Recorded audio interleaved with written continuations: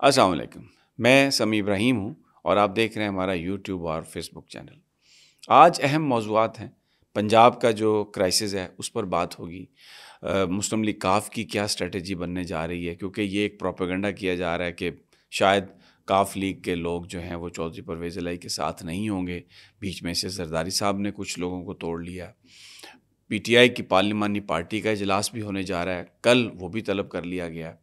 जो मोनस इलाही साहब और इमरान खान की जो मुलाकात हुई है रात, उसमें पीटीआई के दूसरे लीडरान भी शरीक थे और मुश्तरका तौर पर एक स्ट्रेटजी जो है वो बना ली गई है। गवर्नर साहब भी आज एक अहम मीटिंग अभी सुबह की है और उसमें उन्होंने स्पीकर की रूलिंग को रिजेक्ट किया है। अब आगे क्या करते हैं, पाकिस्तान में होगा क्या?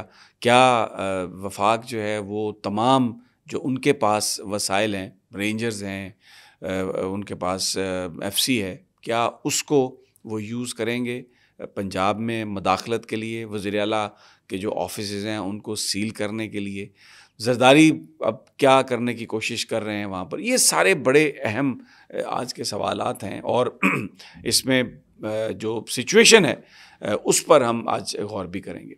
सबसे पहले तो मैं आपको ये बताऊं कि एक बड़ा जो फेलियर हुआ है पीडीएम की जमातों का, जो एक बड़ा धचका जरदारी साहब की कोशिशों को लगा है, जिसमें चौधरी शुजात को भी इस्तेमाल किया गया और भी बहुत सारे लोग इस्तेमाल हुए कि मुस्लिम लीग काफ के कम अज़ कम जो है 5-6 लोगों को तोड़ लिया जाए।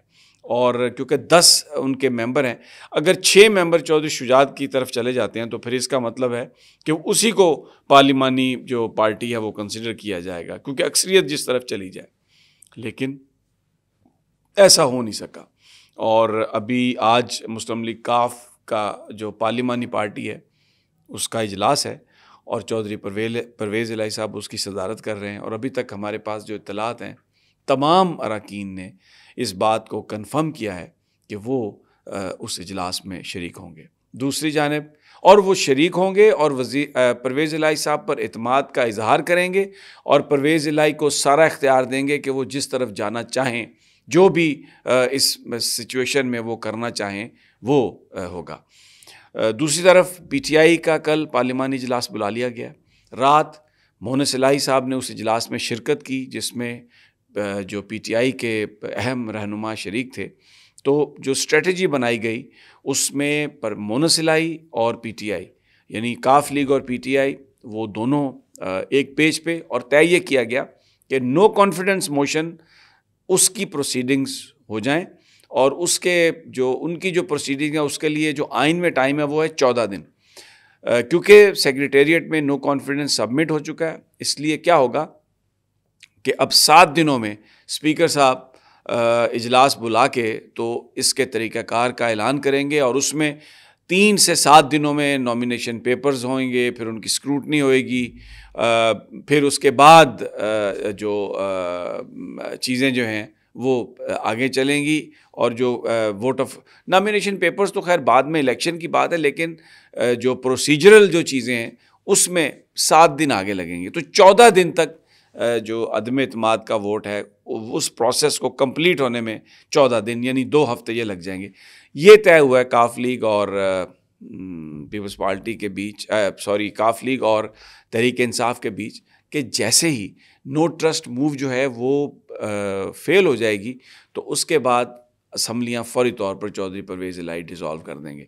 असम्बलियाँ डिज़ोल्व करने के मामले पर जो इख्तियार चौधरी परवेज़ इलाही ने दिया था इमरान खान को, वो उस पर बिल्कुल कायम है। किसी कीमत पर भी शहबाज शरीफ साहब की तरफ वो नहीं जा रहे, पीडीएम की तरफ वो नहीं देख रहे, नून लीग के साथ वो नहीं जा सकते, क्योंकि चौधरी साहब का ये कहना है कि जितनी दफ़ा धोखा शरीफ ख़ानदान ने दिया है उसके बाद कोई अहमक ही उन पर एतमाद का इजहार कर सकता है। बीच में ये एक सिचुएशन बनी थी कि जिसमें काफ लीग के लोग जो बीच में दिल बर्दाश्ता थे, उनका ये कहना था कि ये तो हो सकता है कि हम इंडिपेंडेंट हो जाएं, हम बिल्कुल एक साइड पे हट जाएं, लेकिन जो हैं शहबाज साहब और नवाज़ शरीफ साहब उनके साथ हम नहीं मिल सकते। लेकिन फिर जब इसके कॉन्सिक्वेंसेस को उन्होंने एनालिसिस किया कि अगर हम एक साइड पे हटते हैं तो उसमें नून लीग अपना वज़ीर आला ला सकती है, تو اس پر چودھری پرویز الہی صاحب نے کہا کہ یہ کسی قیمت نہیں ہوگا، ہماری کمٹمنٹ عمران خان کے ساتھ ہے اور ہم ان کے ساتھ ہی رہیں گے. اور اسی لیے مونس الہی جو ہیں وہ رات کی سارے اجلاس میں شریک تھے. اور اس کے بعد یہ بھی ہمیں ذرائع نے بتایا کہ جو سیٹ ایڈجسٹمنٹ کا معاملہ ہے اس پر بھی پیش رفت ہو رہی ہے. اتفاق کر لیا گیا دونوں طرف سے کہ کاف لیگ اور پی ٹی آئی مل کر آگے چلیں گے تو اس معاملے کو ایڈجسٹ کر لیا جائے گا. اب آ جاتے ہیں کہ پی ڈی ایم کیا کر رہی ہے.